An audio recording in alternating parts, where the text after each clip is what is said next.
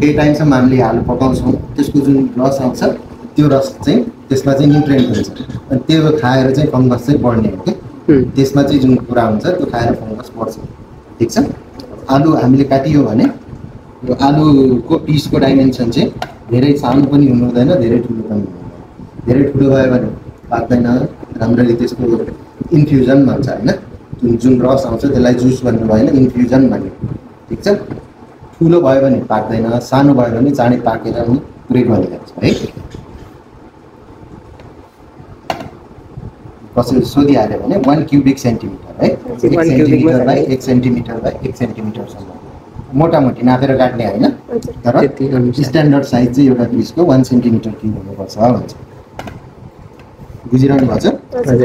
अहिले हामी चाहिँ के गर्छौँ भन्दाखेरिमा जुन हामीहरू कुनै पनि मिडियाहरू बनाउँदाखेरिमा हाम्रो जुन केमिकलहरू अथवा जुन कम्पोजिसन हामीहरू युज गर्छौँ त्यो सबैको एउटा आफ्नो छुट्टा छुट्टै फङ्सन हुन्छ त्यसमा किन हालेको भन्ने हुन्छ है त्यो बुझ्नुपर्छ अहिले हामीले किन 200 ग्राम भनेर 100 ग्राम जो खायो भन्ने मात्रै अब हाफ लिटर म त्यही कन्फ्युज त्यही हुन्छ 1 लिटरको लागि भनेर हामीले कम्पोजिसन लेख्छौँ पर 1 लिटर तर कहिले हामीले आवश्यकै छैन भने किन 100 ml मात्रै पनि बनाउनु पर्ने हुन्छ कहिले ठिक छ 100 ml छ भने सबै कुराहरू त्यसरी नै गर्छ 100 ml भयो भने आलु 20 ग्राम लाग्यो होइन डेक्स्ट्रोज बाई 10 सबै बाई 10 हुनु होइन 100 ml बनाउनु छ भने 200 बाई 10 20 बाई 10 होइन 2 ग्राम डेक्स्ट्रोज 2 ग्राम अगार राखेर तपाईँ बनाउनुहोस् अनि 10 ग्राम राख्ने हो कुन 100 ग्राम आलुको लागि हजुर हजुर 100 को लागि अब 200 को लागि पिस भयो भने 10 राख्नु पर्यो दुईटै 20 ग्राम राख्नु 10 हाफ लिटर बनाइरहेछ भने त्यो सबै कम्पोजिसन चाहिँ हाम्रो हाफ हुन्छ है चलाउँदै त्यसलाई ग्यासमा पानी फिक्स हाल्ने भन्ने हुँदैन अब आधी लिटर भन्दा बढी हाल्नु भएन त्यो ग्यास फ्लेम चाहिँ होइन कम राख्नु पर्यो वाक्कै पकाइदिनु भएन बिस्तारै यो आफ्नो कुक हुँदै हुँदै हुँदै जान्छ त ठिक रहेछ त चलाइरहन्छ अब हामीलाई चाहिँ चाहिएको भनेको यसको मात्रै इन्फ्युजन भन्छ जुस भन्नु भएन इन्फ्युजन भन्नु पर्यो ठिक छ भन्ने कुराहरू हुन्छ त्यो खाएर फङ्गस बढ्छ ठिक छ अब त्यसमा हामीहरूले राखेका छौँ 20 ग्राम डेक्स्ट्रोज होइन अब कुनै पनि फङ्गसहरूलाई ग्रो गर्नको लागि माइक्रो अर्गानिजम हो त्यो ग्रो गर्नको लागि एनर्जी सोर्सको काम गर्छ डेक्स्ट्रोज भनेको सुगर हो होइन सुगर हुनाले चाहिँ त्यसले चाहिँ एनर्जी सोर्सको रूपमा काम गर्छ अगर भनेको हाम्रो सोलिडिफाइङ एजेन्ट ठिक छ यो त सबै लिक्विड भइहाल्यो हाम्रो तर हामीलाई मिडिया काम गर्ने बेलामा चाहिँ अलि हार्ड चाहिन्छ कि जेली जस्तो जेली जस्तै भनौँ न हार्ड टाइपको जेली हुन्छ नि त्यस्तो टाइपको चाहिने हुनाले चाहिँ अगर भनेको सोलिडिफाइङ एजेन्ट हो अगरको काम चाहिँ मिडिया जमाउने होइन अनि कुनै मिडियाहरूमा हामीले यदि अगर राखेनौँ अनि मिडिया त्यसै पनि बनाउनु पाइन्छ ठिक छ त्यसमा आलु राख्यो सुगर राख्यो तर त्यो जम्या हुँदैन त्यस्तोलाई हामी ब्रथ भन्छौँ BROTH ब्रथ लिक्विड ब्रथ तपाईँले यहाँ कुनै केमिकल बट्टाहरूमा हेर्नुभयो भने कहीँ ब्रथ पनि लेख्या हुनसक्छ त्यो ब्रथमा के छ भन्दाखेरिमा चाहिँ अगार छैन त्यो पकाउन पाइयो त्यो मिडिया बनाउन पाइयो तर त्यो जम्दैन अब बजारमा के हुन्छ भन्दाखेरि यो त अब हाम्रो पुरानो टेक्निक भइहाल्यो होइन पुरानो अब नयाँ हामी अहिले पनि युज गरिरहेको हुन्छौँ यो कुरालाई तर मार्केटमा चाहिँ रेडिमेड मिडियाहरू पनि पाउँछ जस्तै यो हेर्नुहोस् पोटेटो डेक्स्ट्रोज अगार भनेर मार्केटमा छुट्टै किन्न पनि पाउँछ यसमा सबै कम्पोजिसनहरू पहिलेदेखि मिलाएको हुन्छ के गर्न पर्यो है कुनै पनि मिडिया तपाईँले सिन्थेटिक टाइपको कुनै पनि मिडिया तपाईँले पाउनुभयो भने मिडियालाई चाहिँ हामी सिन्थेटिक मिडिया भन्छौँ सिन्थेटिक मिडिया है कुनै मिडियाहरू नेचुरल मिडिया हुन्छन् जस्तो हामीले मटर हुन्छ नि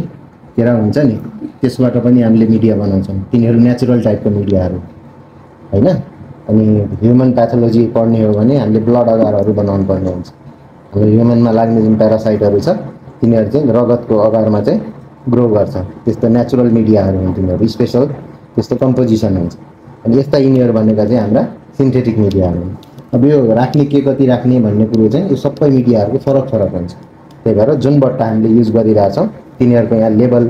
पहिलेदेखि राखिदिएको हुन्छ यति यति ग्राम मिक्स गर्नु जस्तै पिडिएको लागि हामीले 39 ग्राम युज गर भन्छ 1 लिटर पानीमा 39 ग्राम यो पाउडर राख्ने घोल्ने हैन सिधै अटोक्लेभ गरिदिने अब यसलाई पकाइरहनु परेन के गरिरहनु परेन यो सजिलो टेक्निक हो ठीक छ अनि त्यसै गरी न्युट्रिएन्ट अगार भन्ने हुन्छ जस्तो फंगसहरु ग्रो गर्नलाई हामी पिडिए ग्रो गर्छौं न्युट्रिएन्ट अगार भनेको तपाईको ब्याक्टेरियाहरुको लागि हुन्छ यसको चाहिँ छुट्टै हुन्छ फेरि यता लेभल आउँछ सस्पेन 28 ग्राम्स भनेर यहाँ लेभल मजाले लेखेको हुन्छ त्यही भएर कुनै पनि केमिकल तपाई चलाइरहनु भएको छ भने पहिला त्यसको लेभल राम्ररी पढिहाल्नु हैन ग्रेड हुन्छ हैन कुनै केको लागि युज हुन्छ कुनै केको लागि युज हुन्छ अनि तपाईले लेभलहरु पढ्नु भयो भने त्यसबाट के गर्ने कति राख्ने भन्ने थाहा भइहाल्छ सबै कुरो याद हुँदैन हैन यिनीहरु त अब जनरल मिडियाहरु हुनाले चाहिँ याद हुन्छ हामीलाई तर कहिलेकाहीँ याद नहुन सक्छ त्यस्तो बेलामा चाहिँ लेभल पढ्ने लेभल पढेपछि थाहा भइहाल्छ भिडियो बनाउन टाइम लाग्छ है त्यति हामीले गर्यौं हैन त्यहाँबाट हामीहरु त्यसलाई निचोड्छौं उ त्यो माथि कपडा देख्नु भएको छ सुतीको कपडा त्यसलाई मस्लिन क्लोथ भन्छ है त्यो क्लोथको नाम चाहिँ मस्लिन क्लोथ त्यही हैन त्यो सिरकको खोलकै कपडा हो त्यसको नाम चाहिँ मस्लिन क्लोथ त्योबाट छान्छौं छन्नीले चिया छाने जस्तै त्योबाट छानेर त्यसको इन्फ्युजन निकाल्छौं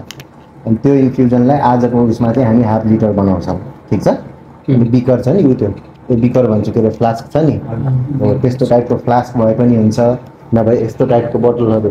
ब्लू क्याप बोतल भन्छ हामी यसलाई हैन यो साइजमा आउँछ जस्तै यो 250 200 ml को त्यो ठुलो साइजमा पनि आउँछ 1 लिटरै अट्नेवाला पनि हुन्छ नि यिनीहरु यस्तो टाइपको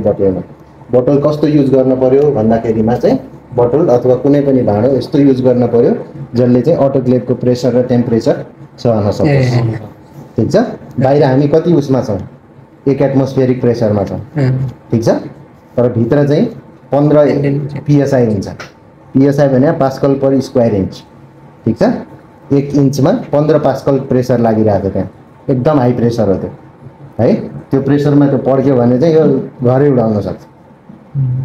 त्यसरी बुझ्न पर्यो त्यति हेभी इक्विपमेन्ट हो त्यो चाहिँ हैन अनि टेम्परेचर पुग्छ 121 डिग्री सेल्सियस भनेपछि प्लास्टिकको अलि नसहन सक्ने टाइपको प्लास्टिक त त्यहाँ भित्र काम छैन राखेर अलि सहनै नसक्ने त्यो टेम्परेचर र प्रेसर सहन नसक्ने प्लास्टिक त्यो भित्र राख्नु भएन हैन अनि त्यस्तोको लागि चाहिँ हाम्रो स्पेशल जुन सिसाहरु हुन्छ नि यो जुन हाम्रो ल्याब ग्रेडको जुन सिसा बोरोसिलिकेट ग्लास भन्छ त्यसलाई बोरोसिल लेखेको देख्नु भएको छ बोरोसिलिकेट ग्लास भनेको चाहिँ अलि कडा खाले ग्लास हो हाई क्वालिटीको कडा खाले ग्लास हो त्यही भएर ल्याब इक्विपमेन्टहरु र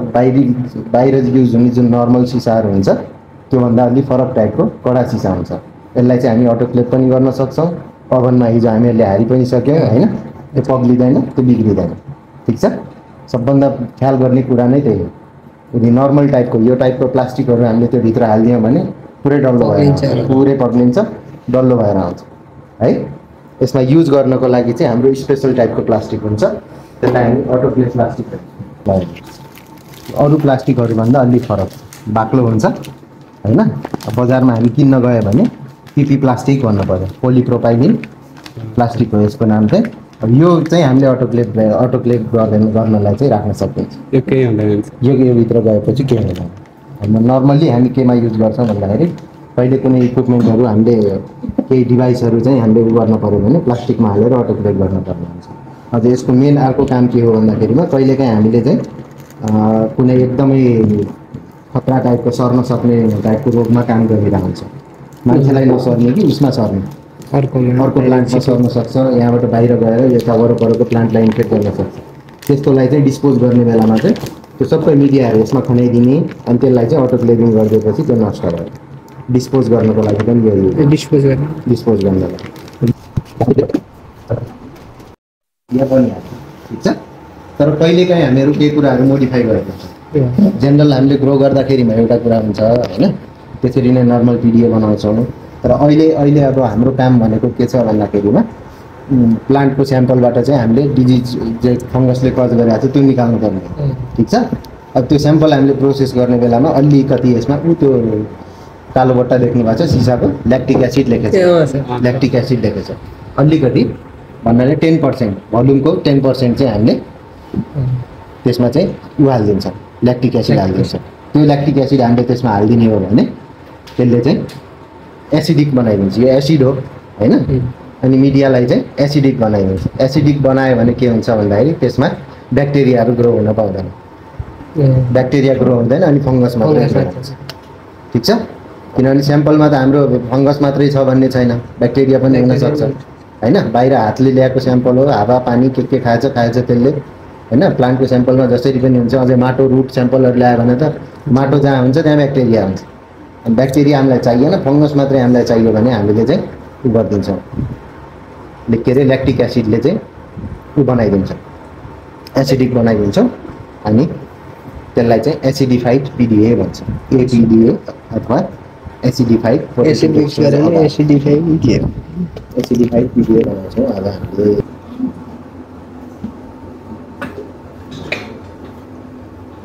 सजिलो होइन 2 लेयर फोल्ड गर्ने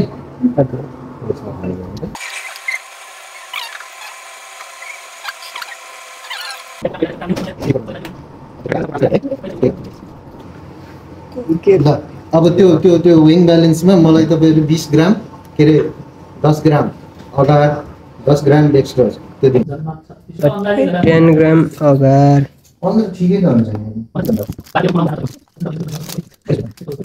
यो डेक्स्ट्रोज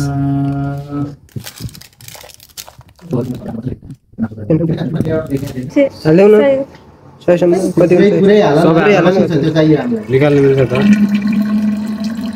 200 कति रहेछ 180 हामीलाई कति चाहिएको हाफ लिटर चाहिएको ठीक छ उताबाट त झन् देखेन ताको डिस्टिल वाटर नै हो अब यसमा हेरेछ फोन हेरेछ के अरे यो उ गर्नु पर्यो अब यसमा चाहिँ यसमा 320 ml हाल्ने पानी हाल्नुहोस् तातो पानी तातो छ है हातले निकाला 320 ml त्यसमा हाल्नुहोस् लगाएर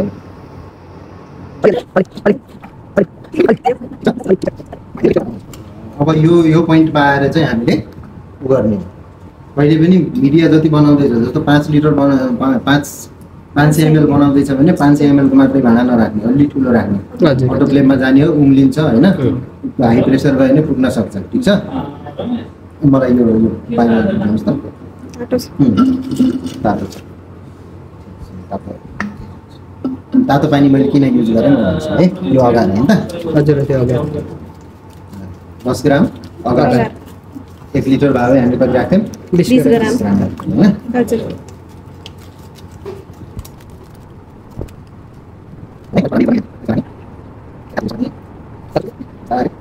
घोलिनु पर्छ डल्ला पर्नु भएन है हर्लिक्स जस्तै बास्ना आउँछ यसमा चिसो पानी भयो भने यो घोलिँदैन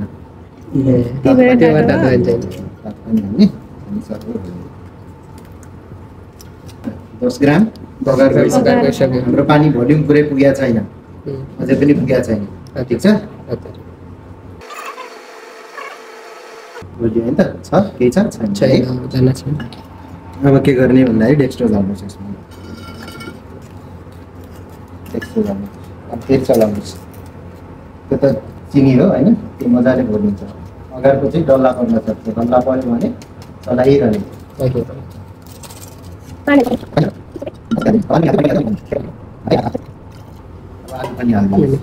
इन्फ्युजन भन्ने त्यसलाई यो इन्फ्युजन ठीक छ शब्दहरू थाहा हुनुपर्छ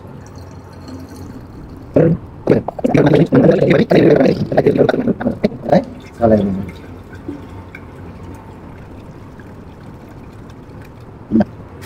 चलाइदिइसके पछाडि अब त्यसको बिर्को त हुँदैन हामीसँग बोतलहरूको जस्तो है यसलाई अब कतै कतै चलन के हुन्छ भन्दाखेरिमा यसमा कटन पनि राख्छ होइन कटन प्लग राखेर गर्छ त्यो नभए पनि यो फरक ल अब हाम्रो मिडिया चाहिँ अटोक्लेभिङको लागि रेडी छ बुझ्नुभयो एडजस्ट कसरी गर्ने त्यो भोल्युम एडजस्ट गर्न आउनुपर्छ सुरुमा इन्फ्युजनको मेजर लिने कति एमएल त्यो पुग्यो त्यो बाहेक अनि त्यो अरू जे जति चाहिने हो हामीलाई त्यो पानी चाहिने ठीक छ अब यो अटोक्लेभ गरिदिनु पुरा ल्याक्टिक एसिड कहिले हाल्ने भन्ने एसिड कहिले हालेर कहिले पनि अटोक्लेभिङ गर्नु कहिले एसिड हाल्ने एसिड हालेपछि तताउनु हुँदैन कि एसिड त एसिड हो नि त जसो गर्ने ठिक छ त्यो अटोक्लेभ गर्छौँ त्यसपछि हामी यसलाई बाहिर निकाल्छौँ ठिक छ जुन टिपहरू हामीले स्टेरिलाइज गरेर गर्छौँ नि अटोक्लेभमा त्यो माइक्रोबिटले लिएर कति चाहिने हो त्यो चाहिँ हामी त्यसमा हाल्छौँ नभए हटेर ओभनमा टेस्ट ट्युब नै हुन्छ हाम्रो होइन त्यो टेस्ट ट्युबलाई लिएर चाहिँ यति एमएल भनेर टेस्ट ट्युबमा लिएर उयो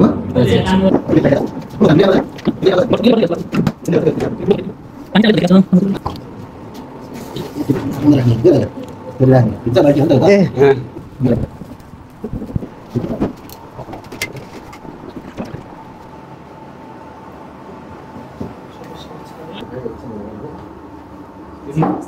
भइहाल्यो हाम्रो 1.5 यहाँ पुग्नु पर्यो है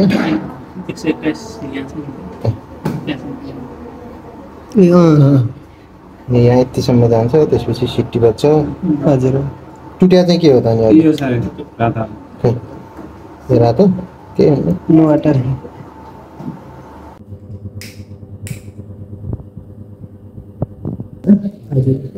बल्छ त्यसको अरूको जस्तो पोलाइ हुँदैन ठिक छ अस्ति भने हामीले गडबड गर्न सक्छौँ यो स्पिल हुने त्यो घोप्टिने हुन सक्छ एकदम ख्याल गर्ने भने हाम्रो ल्याबको मेजर एक्सिडेन्टहरू मध्येको त्यो हात दिन्छौँ हात बढिहाल्यो भने एकछिन गरेर बल्छ त्यो हात बलिसकेपछि जान्छ त्यस्तो धेरै पुग्दैन है हातेर अनि यताउता गर्नु लाग्यो भने चाहिँ जान्छ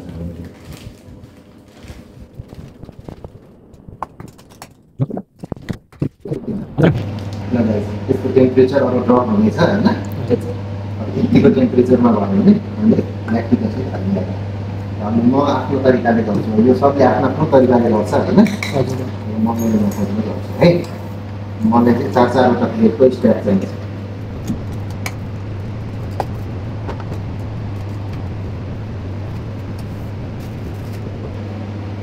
जब जुन जमानामा के अरे हाम्रो ल्यामिनार फ्लो हुन्थेन त्यो बेलामा पनि यो ओपन उसमा नै गरिदिन्थ्यो त्यसलाई क्लिन बेन्च यसलाई ल्यामिनार फ्लोको अर्को नाम भने क्लिन बेन्च भन्थ्यो क्लिन बेन्च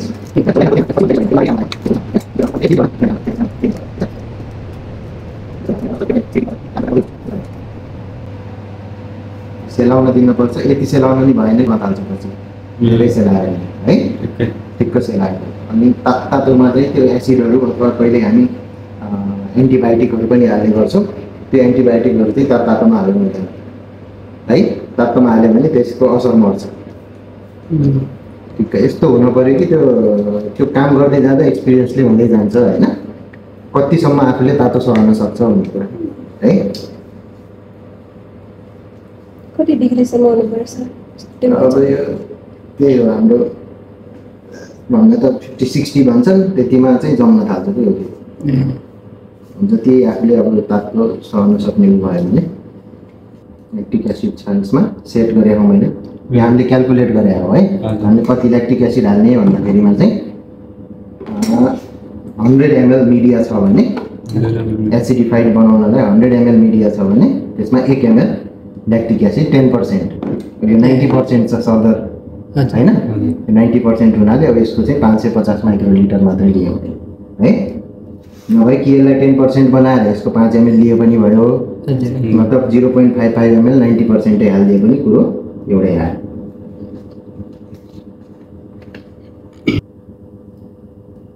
स्टेराइल छ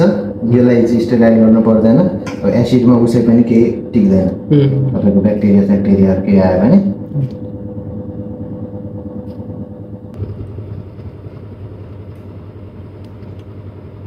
अच्छा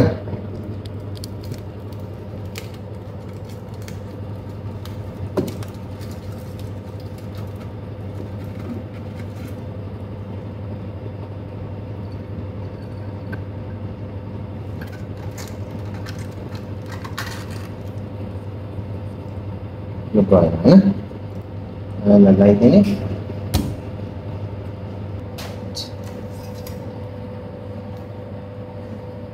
यसलाई यो मजाले चलाइदिने हैन धेरै ग्याङ ग्याङ गर्यो भने त्यसमा बबल बन्न थाल्छ होइन, त्यो बबल बन्यो भने फेरि सेलाउँदैन भन्नाले त्यो बबल नै प्लेटमा जान्छ। ठिक छ, राख्ने आगोतिर राखेर आगोमा यदि केही छ भने हाम्रो हुन्छ।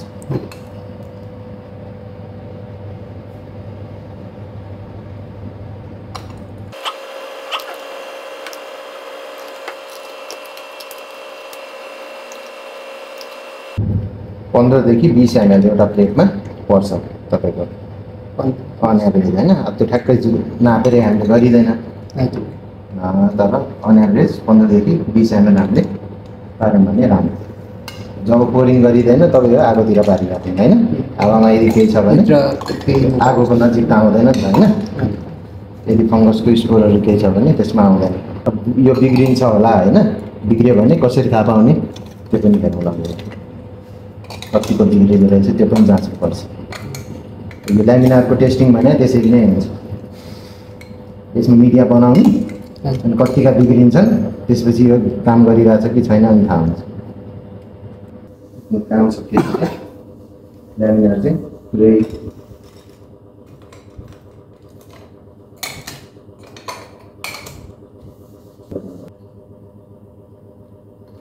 यस्तो गरी अलि ठुलो भयो भने चाहिँ टक्क हाल्ने नि अक्सिजन कट अफ भयो भने बल्न छोड्छ कि त्यस पछाडि चाहिँ